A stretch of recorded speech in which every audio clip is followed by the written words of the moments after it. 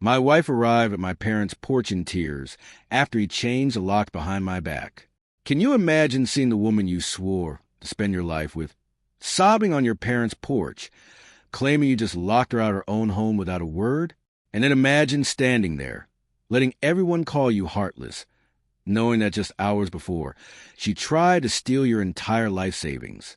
My dad looked at me, confusion warring with disappointment, and asked why. So I showed him the bank alert. Let me tell you about the absolute worst Tuesday of my life. And that's saying something, because I once spent 14 hours replacing a rooftop unit in August with a guy who forgot water. But that Tuesday, that was the one that changed everything. My name's Finn. I'm 34. I run HVAC projects for a commercial contractor outside Charlotte. Big buildings, insane deadlines, and yeah, a lot of spreadsheets. Nobody thinks HVAC guys use spreadsheets, but trust me, we do. I'm not flashy. My truck's paid off. I bring my lunch. And I've got this savings account, the one I've been feeding since I was 22, back when I was pulling cable for my dad's electrician buddy and living off ramen. I told myself then, one day I'd have a cushion so thick, nothing could knock me over. That savings account, it's important. Remember it.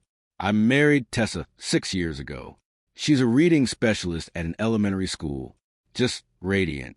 The kind of person who lights up a room, remembers everyone's kids' names, brings homemade banana bread to block parties. People adored her. My parents adored her. My mom used to joke, "Finn, you married up." And I'd laugh, because honestly I agreed. For the first few years, things were solid. Not perfect, no marriages, but solid. We split bills from a joint account, kept our own personal accounts separate. I handled the bigger financial stuff because Tessa said numbers made her anxious. That should have been my first red flag.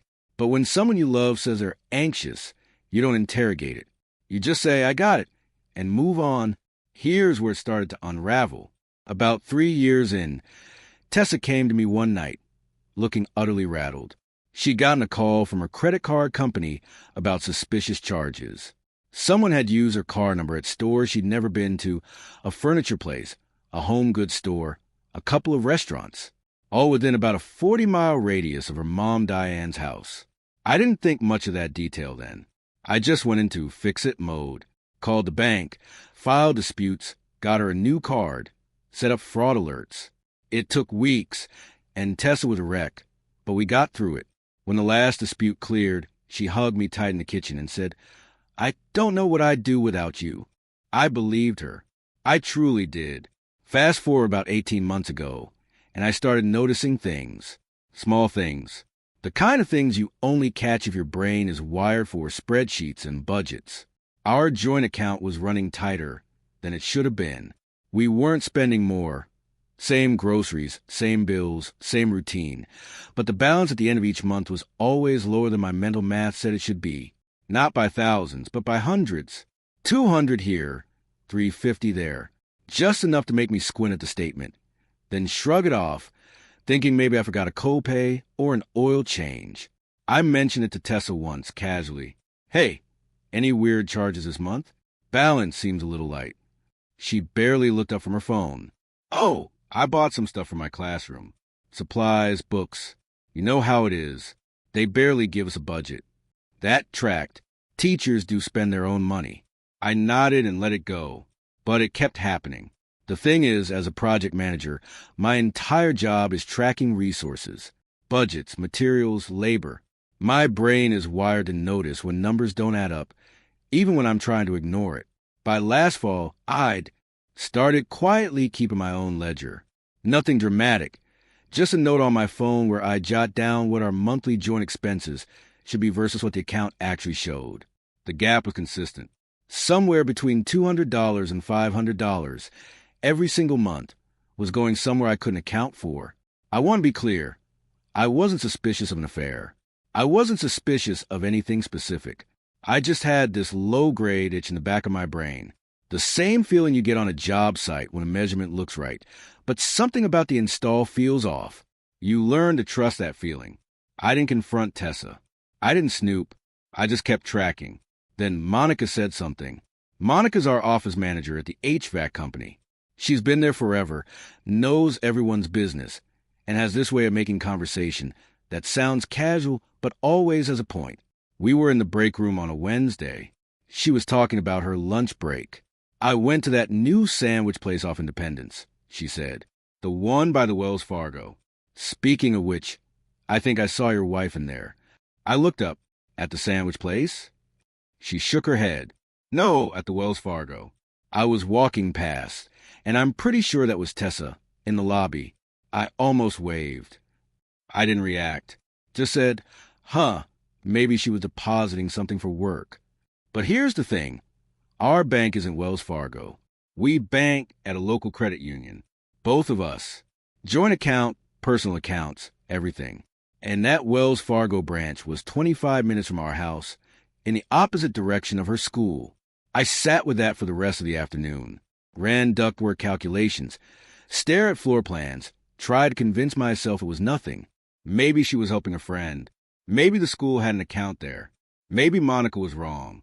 But that itch in the back of my brain, it wasn't an itch anymore. It was a full-on alarm. I didn't say anything to Tessa that night. She made stir-fry. We watched 2 episodes of some cooking competition she liked, and she fell asleep on the couch with her phone face down. I draped a blanket over her and went to the kitchen. Her phone buzzed. I could see the lock screen. It was a text from her mom. It said, "Did you go today? Call me when he's asleep." I didn't sleep much that night. I lay in bed, running that text through my head, like a project spec I couldn't decode. "Did you go today? Call me when he's asleep." That's not how you text your daughter about a recipe. That's coordination, a check-in with a timeline. The next morning, Tessa was her usual self, cheerful, bustling, talking about a kid in her reading group who'd finally finished a chapter book. She kissed me on the cheek on her way out. "Love you. Have a good day." I said it back, and I meant it. That's the part that makes this so hard. I still love her. I just didn't trust her anymore. And those two feelings, sitting side by side in your chest, is one of the worst things I've ever had to endure.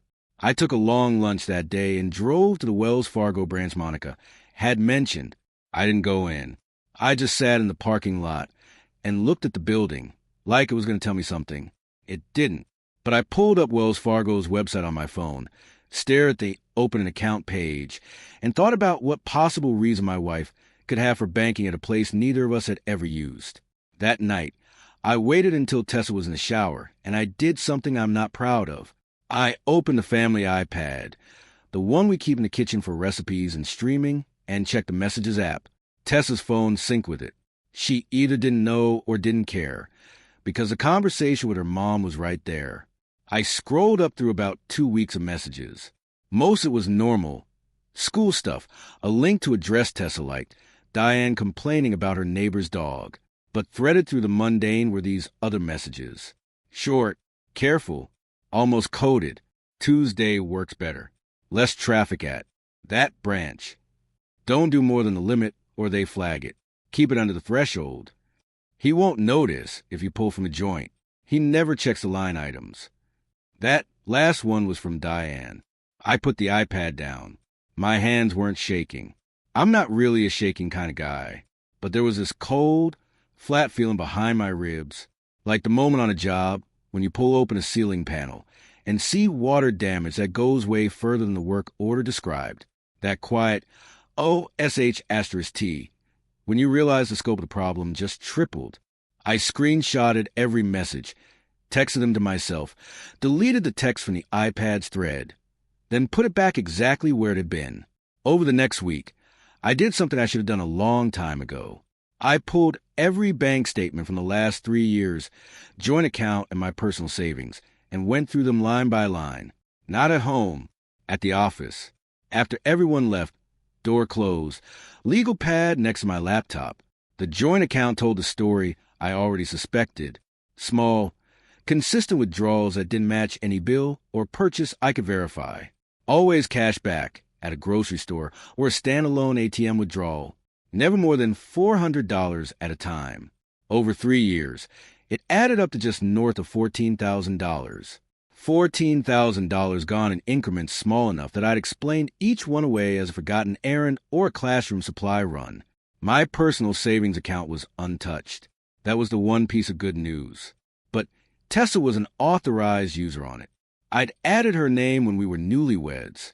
One of those gestures you make when you're 28 and in love and think vulnerability is the same thing as trust. She could walk into any branch, show her ID, and pull from that account whenever she wanted. That realization sat on me like a cinder block. Then I did something that changed everything. I pulled up the file I kept from Tessa's identity theft 3 years ago. I'd saved all the dispute paperwork in a folder on my computer because that's what I do. I keep records. The charge is flagged as fraudulent. A furniture store, a home goods place, 2 restaurants. I looked up their addresses. Every single one was within a 10-minute drive of Diane's house. The furniture store was literally in the same strip mall as Diane's hair salon. I leaned back in my chair and stared at the ceiling tiles in my office. I counted them, a nervous habit. There was no identity theft 3 years ago. Tessa made those purchases, or more likely, Diane made them on Tessa's card, and then they manufactured a fraud claim so the charges would get reversed. They got the merchandise and the money back. It was a dry run, a proof of concept, and I'd helped them do it. I'd filed the disputes myself. The betrayal hit me like a physical blow. The next evening, I was sitting at the kitchen table pretending to review a bid package when Tessa came in from the garage with grocery bags. I watched her put things away, humming, organized, completely at ease. And I said, "Hey, random question. Do you have a Wells Fargo account?" She stopped with a can of tomatoes in her hand, just for a second. Then she put it in the cabinet and said, "What? No. Why would I? Monica said she thought she saw you at the Wells Fargo on Independence." Tessa laughed. It was a good laugh. Light, dismissive, perfectly timed. Monica sees me everywhere. Last month, she thought she saw me at Target, and I hadn't been at Target in weeks. She's sweet, but she's kind of gossip. I nodded. Yeah, probably nothing. She changed the subject to dinner plans, and I let her, because I wasn't ready yet. I didn't have enough. I had suspicion and circumstantial evidence and text messages that a good liar could explain away. I needed to know where the money was actually going. That weekend, Tessa went to brunch with friends. I sat in my truck in the driveway for 20 minutes after she left, just breathing. Then I drove to Diane's house. Not to confront her, just to look. Diane lives in a 3-bedroom ranch in a subdivision that was nice in the 90s and has been sliding since. The yard was patchy. The gutters needed work. And tacked to the front door, visible from the street, was a bright orange notice from the county. I didn't need to read it up close. I've seen enough of those on foreclosure properties. Diane was about to lose her house. Suddenly, all those careful coded text messages made perfect, sickening sense. I drove home, sat in my garage with the engine off, and opened the folder on my phone where I'd saved the screenshots. I read through every message again. Then, I opened a new note and started writing down dates, amounts, and account numbers. If my wife and her mother had been running this for 3 years, they weren't going to stop. The joint account was running dry. Diane's house was still underwater, which meant the next target was obvious. My personal savings, $87,000. Every dollar I'd put away since I was 22, and Tessa's name was on the account. The first person I told was my brother Gavin. Not for sympathy. Gavin's about as sympathetic as a pipe wrench, but because he's the one person who will look at a situation and tell me exactly what he thinks. No softening. We were on a job site. Gavin does plumbing for commercial builds, so we end up on the same projects.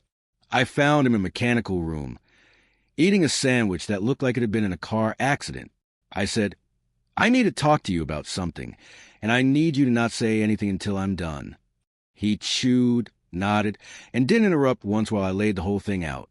The text, the statements, the identity theft that wasn't, Diane's foreclosure notice, the $14,000 missing from the joint account. When I finished, he set down his sandwich and said one word. "Lawyer. Today, Finn. Not next week. Today." He was right. I called a family attorney that afternoon, a woman named Sandra Chun. I sat in her office the next day during my lunch break and walked her through everything. Sandra was calm, almost clinical. She asked questions I hadn't thought of, like whether the house was in both our names. It wasn't, just mine. Purchased 2 years before the marriage with my own down payment and my dad co-signing. She asked if I'd signed a prenup. I hadn't, but she said the house being premarital property with documented sole ownership was strong.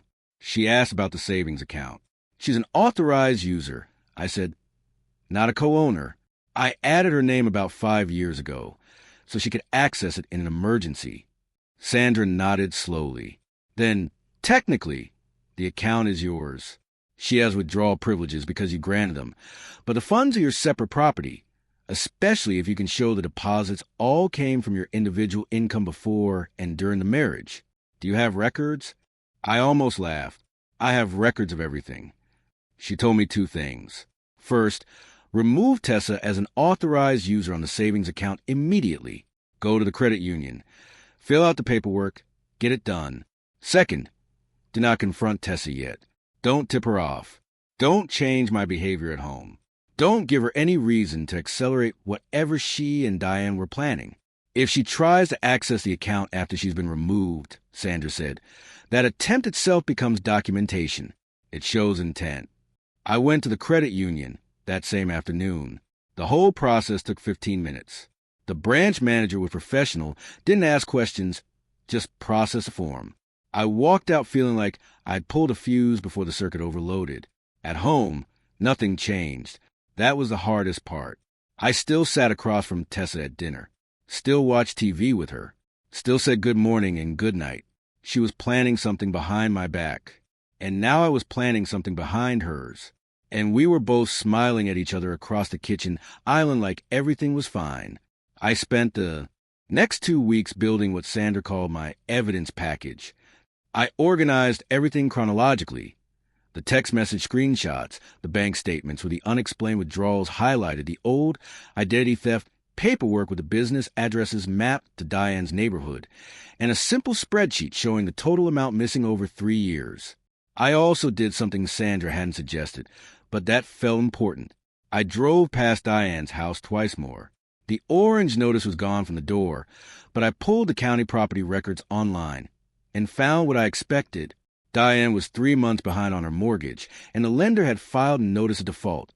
The foreclosure clock was ticking. That answered the why question. Diane was drowning, and instead of asking for help from her kids, from the bank, from anyone, she'd convinced my wife to become a pipeline. Every few $100s Tessa siphoned from our joint account went straight to Diane's mortgage or Diane's bills. The furniture store purchases 3 years ago, probably replacing things Diane had sold to cover previous shortfalls. The whole system was built on the assumption that I was too trusting to check the math. They were almost right. Almost. During this stretch, I talked to Gavin twice more. Once on the phone, once over beers. He wanted to know why I wasn't angrier. I am angry, I told him. I'm just not confused. There's a difference. Confused people make bad decisions. I know exactly what happened, so now I just need to handle it. He looked at me for a long second, then said, "You sound like Dad." That hit harder than I expected. The one thing I couldn't figure out was timing. I knew Tessa and Diane needed a bigger move. The slow bleed from the joint account wasn't going to save Diane's house. A few hundred a month doesn't catch up 3 months of missed mortgage payments. They needed a lump sum, and the only lump sum available was my personal savings. What I didn't know was when they'd try to take it. Tessa gave me the answer on a Thursday night. We were cleaning up after dinner, and she said casually, "Hey, I was thinking about going to see Mom this weekend. She's been kind of down lately, and I thought I'd spend a couple days with her." "Sure," I said. "Everything okay with her?" "Oh, Mom. She gets in her moods. I think she's just lonely." I nodded. "Tell her I said hi." Tessa smiled. It was warm and genuine, and for a split second, I felt this wave of something that might have been grief. Not for the marriage I was about to end, but for the version of it I thought I'd had. After she went upstairs, I sat at the kitchen table and opened my phone. I pulled up the credit union app and checked my savings account.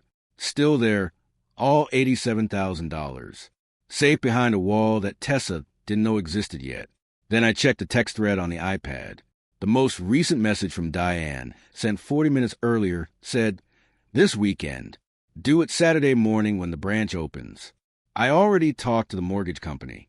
We need it by Monday or they start proceedings." Below it, Tessa's reply, "I know, Mom. I'll handle it. He doesn't suspect anything." I turned off the iPad and put it back on the counter. I washed the last pan, dried my hands, and went upstairs to bed. Saturday was 2 days away. I had work to do. Friday night felt like the night before a final inspection.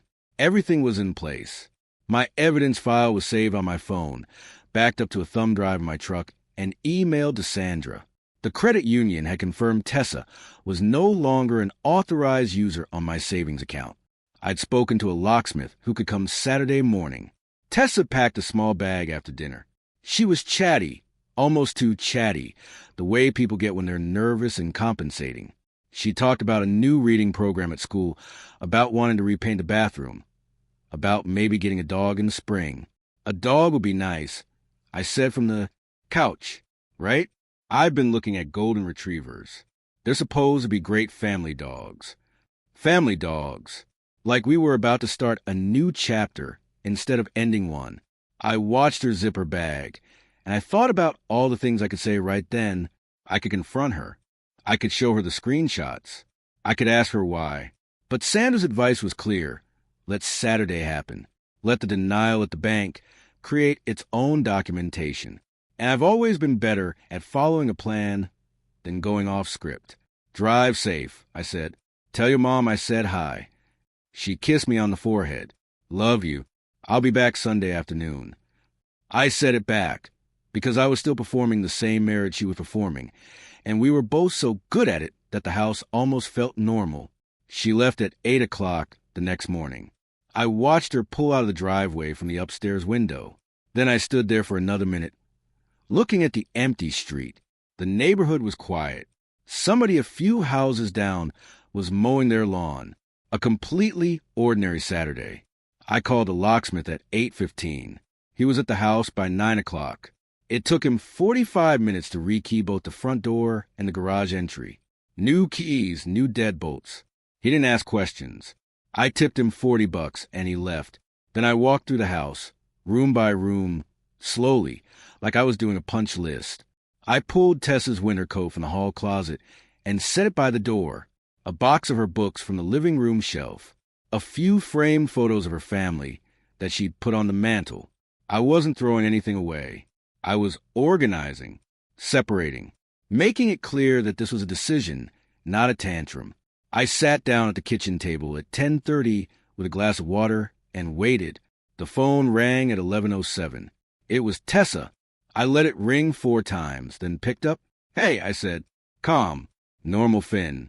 Her voice was tight, controlled, but barely. "I'm at the bank. They're saying I'm not authorized on your savings account anymore." "That's correct." Silence. 3 seconds. 5. "What do you mean that's correct?"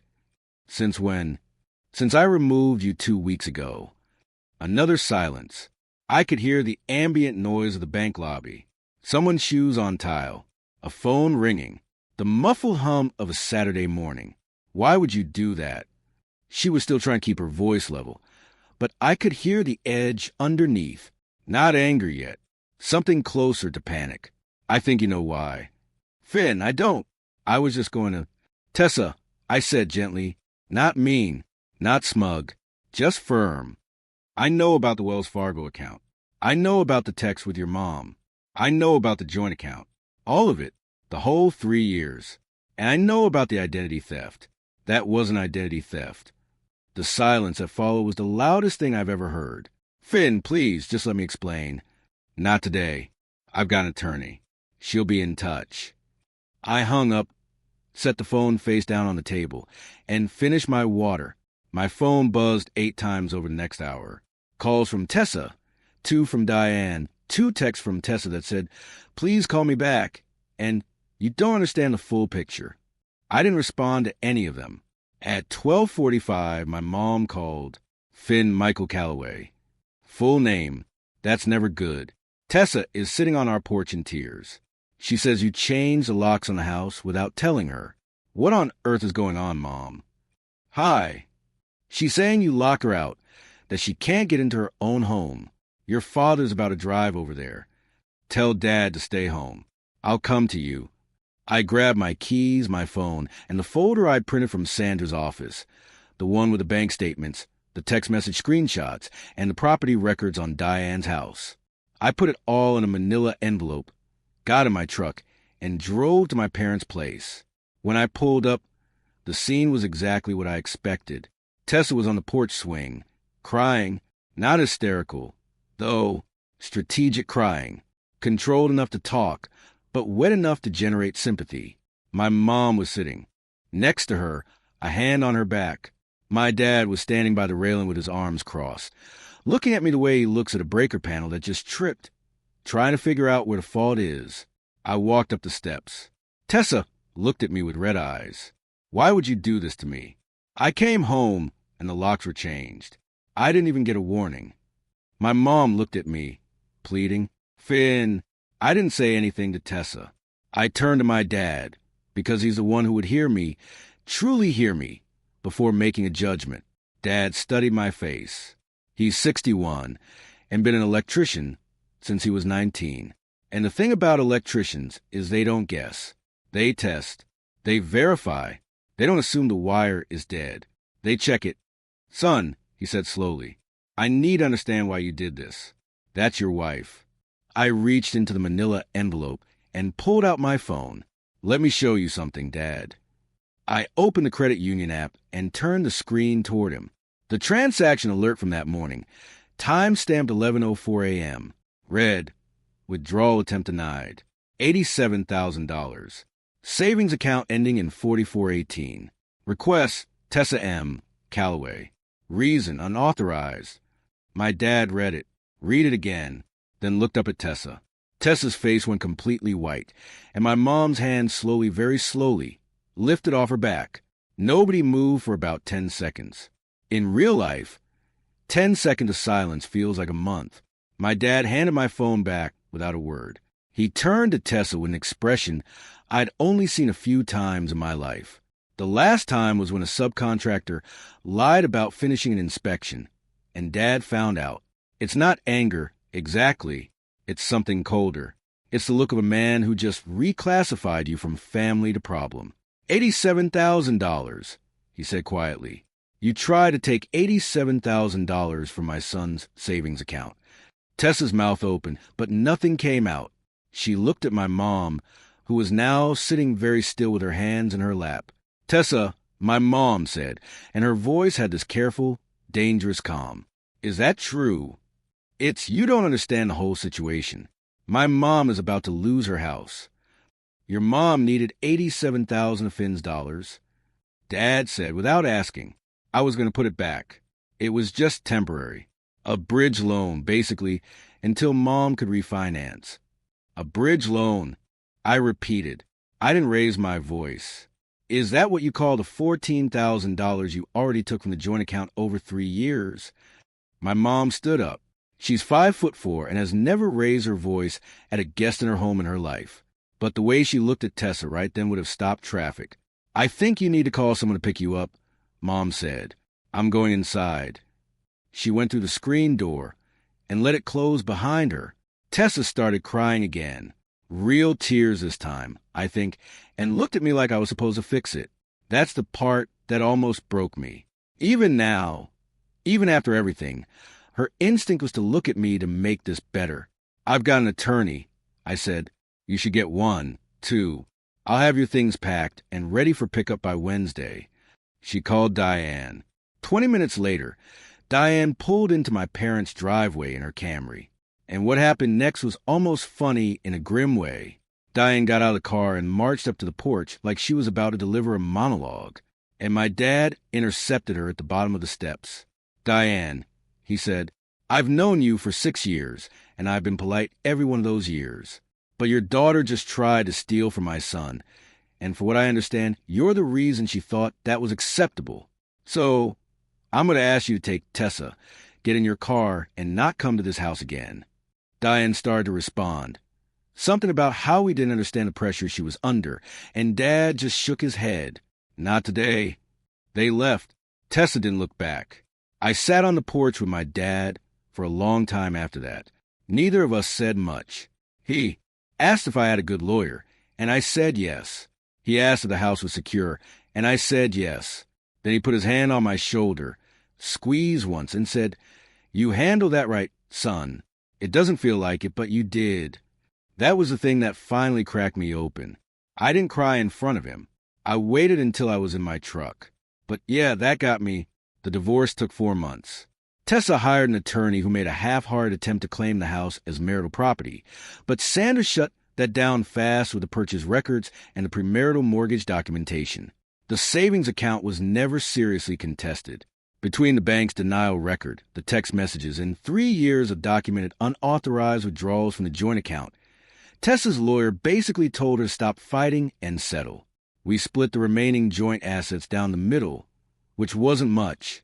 I didn't ask for restitution on the $14,000, partly because Sanders said it would drag the process out, and partly because I just wanted it to be over. $14,000 is a lot of money, but it's not worth 6 more months of sitting across a conference table from someone you used to love. Tessa moved in with Diane. I heard through Gavin, who heard through Derek, Tessa's younger brother, that Diane lost the house anyway. The money Tessa had funneled over 3 years only delayed the inevitable. The bank filed final proceedings about 2 months after the divorce, and Diane ended up renting a 2-bedroom apartment about 40 minutes from where she lived. Tessa moved in with her. Derek surprised me. About a month after the divorce was finalized, he texted me out of the blue, just said, "Hey man, I heard everything. I'm sorry. My mom's been pulling crap like this my whole life, and I should have warned you years ago. That's on me." I told him it wasn't his fault. We got coffee once a few weeks later. He told me Diane had done something similar to his ex-girlfriend years ago, borrowed money through Derek that she never paid back, and when the girlfriend found out, it ended the relationship. Same pattern, same playbook. "She doesn't think she's doing anything wrong," Derek said. "That's the part that gets me. She thinks she's surviving." I thought about that for a long time after. 6 months out, here's where I landed. The house is mine. I replaced the kitchen faucet, repainted the bedroom, took down the photos I'd boxed up that Saturday, and put up a couple of my own. One from a fishing trip with Gavin, one of me and Dad at my first job site when I was 23. The savings account is back up to about $74,000. Not where it was, but climbing. I'm not dating. I'm not ready, but I'm okay with that. There's a difference between being alone and being lonely. And right now, I've got the first without the second. My mom calls every Sunday. She hasn't mentioned Tessa's name since the porch. Dad and I had dinner last week, and he told me he was proud of me, which he said maybe 5 times in my entire life. So I'm counting that one. Gavin still gives me a hard time at job sites. Last week, he looked at a pipe fitting I tightened and said, "Not bad for a guy who married a bank robber." I told him to go fix a toilet. Some people are going to hear this and think I was too cold, that I should have given Tessa a chance to explain before I changed the locks, before I called a lawyer, before I let her sit crying on my parents' porch. And maybe they're right. Maybe a warmer person would have handled it differently. But here's what I know.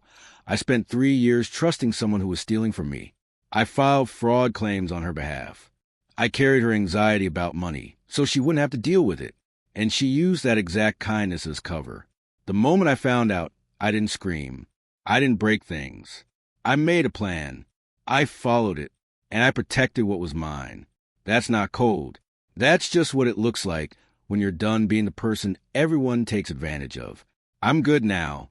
I've got my house, my job, my family, and a savings account that nobody else's name is on. And yeah, new locks. So, tell me, if you were in my shoes, having discovered all this, what would you have done differently?